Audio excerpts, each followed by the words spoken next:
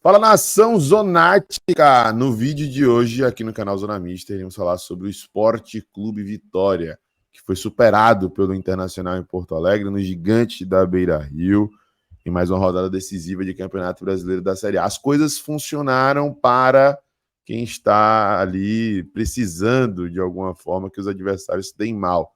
O Vitória acabou tendo esse auxílio nessa rodada, né, com a derrota do Corinthians, com a derrota do Fluminense, do Criciúma e de outros adversários. Mas acabou não fazendo a sua parte também, foi derrotado. Não foi o suficiente para voltar para a zona de rebaixamento, mas Ícaro Análise foi o suficiente para ligar o sinal de alerta, não é isso?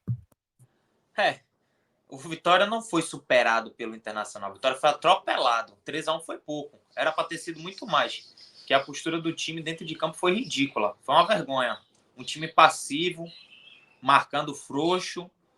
Vergonhoso a postura do Vitória. Não falo nem sobre a derrota, mas sim como a forma que perdeu. Foi uma vergonha tremenda, mas enfim, acontece. Uma semana de trabalho e aí você vai para um jogo e vai com aquela postura patética.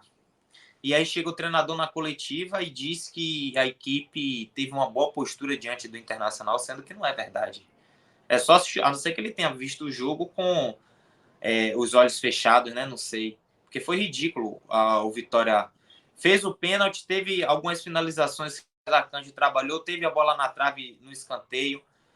Várias finalizações que o Vitória sequer fazia alguma pressão no portador da bola para tentar dificultar o chute do adversário, e ele ainda chega na coletiva e diz que teve uma boa postura diante do Internacional. Até concordo sobre Juventude e Atlético Goianiense. Realmente o Vitória foi ok, mas contra o Internacional foi patético. Patético, é só ligar, ver os melhores momentos, ou se você quiser assistir o jogo todo, você vai ver que o Vitória não jogou bem. Foi vergonhoso. Teve o segundo tempo, teve ali alguns lampejos para tentar empatar o jogo com o Alejandro, teve também com Everaldo, não lembro se teve também com o Mateuzinho, uma triangulação entre William Oliveira, Lucas Estevam e Mateuzinho. O Mateuzinho chegou a finalizar, mas o goleiro defendeu, enfim.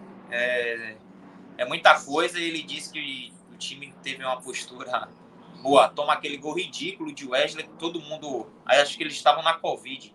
Distância, assim, ao invés de fazer uma marcação mais dura. Enfim, eu discordo completamente dessa fala de Carpini na coletiva. Inclusive, esse lance de Wesley ficou nítido, essa fragilidade defensiva, né? O Wesley entrou como quis ali no sistema defensivo O cara do só Vitória. fez deslizar, pô. E, tipo Luan na final da Libertadores, Ronaldinho contra o Real Madrid. Ele só fez deslizar com a bola e pronto. Parece que depois do pênalti que Carlos Eduardo fez, ficaram com medo de fazer o pênalti, né? E ao invés de combater, Mas afastaram. o Vitória já estava com essa marcação frouxa. Tem. Então vamos ouvir nosso querido Thiago Carpini na pergunta de Marcelo Góes, que já foi um convidado do Zona Mista, hein? Deixa o seu like aí, porque a gente vai ver o que Carpini falou depois desse revés lá no Beira-Rio. Marcelo Góes, Rádio Sociedade, Portal à Tarde. O Vitória teve uma boa atuação, especialmente na etapa final. Contudo, falhas individuais foram determinantes para o resultado negativo. A boa postura na etapa final deve ser mantida para o jogo contra o Atlético Mineiro, que pode vir com um time mesclado.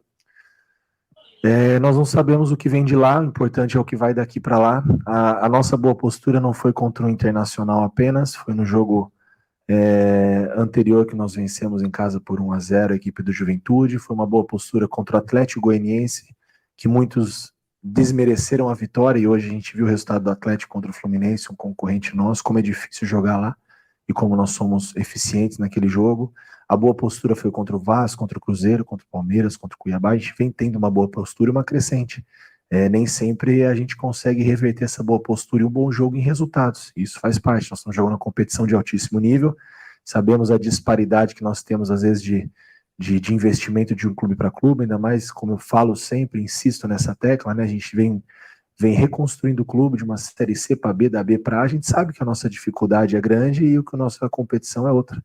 Então eu estou muito contente com a performance dos atletas. Claro que a gente não está contente com o resultado, né? Para isso que a gente trabalha, mas tem muito mais pontos positivos a serem ressaltados nessa retomada nossa de retorno, de competição, do que pontos negativos. E as falhas individuais a gente seguir ajustando e trabalhando.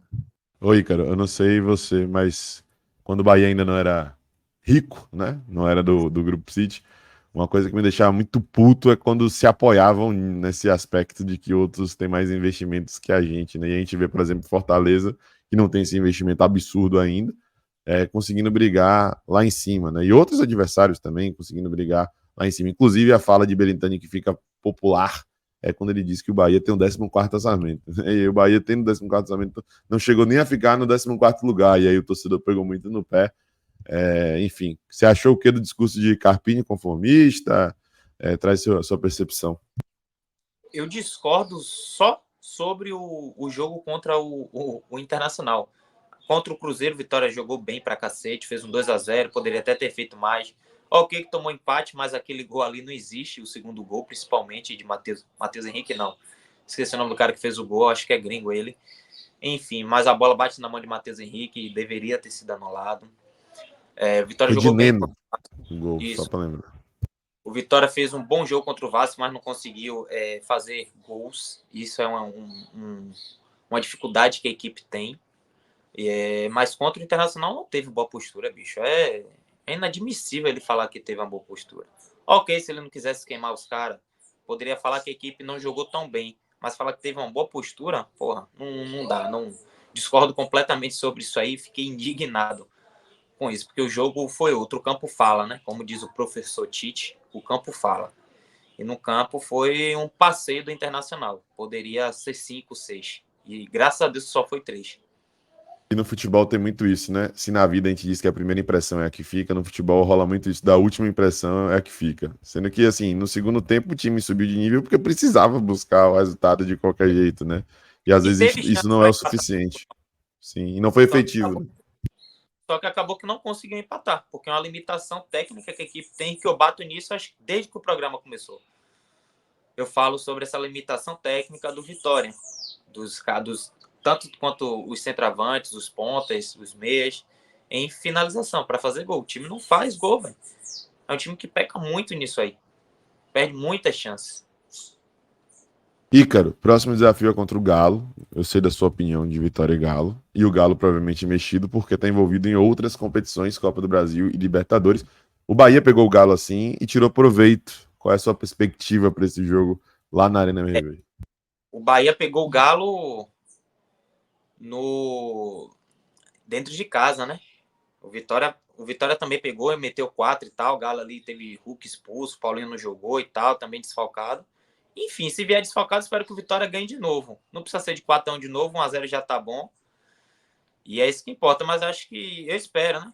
Que a equipe tenha uma postura diferente diante do Atlético Mineiro. Não seja essa mesma postura aceitável, passiva, esse time passivo que foi contra o Inter lá no Beira-Rio. É isso. Não sei se já aconteceu o programa ou não, se já saiu o corte ou não, mas Ícaro arrumou, né, planejou, organizou uma arquibancática justamente destacando os aspectos negativos desse jogo contra o Internacional. Então vale a pena você conferir. Vou deixar em algum lugar aqui no card para você assistir. Não é isso, querido doutor? É isso, meu querido Barbaço. Então, já sabe, se inscreve, curta, comenta, compartilha. Estamos próximos para chegar aos 13 mil. Então, nos ajude, pô, é de graça. Mande para seu pai, para sua mãe, para sua filha, para sua esposa, para sua amante, para quem você quiser, para todo mundo, para o gato, cachorro. E é isso. Nos vemos mais tarde. Um abraço para cara de povo, inclusive. Aí você falou de gato, cachorro, lembrei de povo. Então um abraço para cara de povo. Cara de povo tá trabalhando agora, mas ele deve assistir a gente mais tarde. Vai assistir.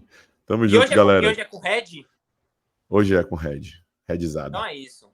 Red Burger também patrocinador, um dos patrocinadores oficiais do Zona Mista. Toda terça-feira às 20 horas, aqui no nosso YouTube.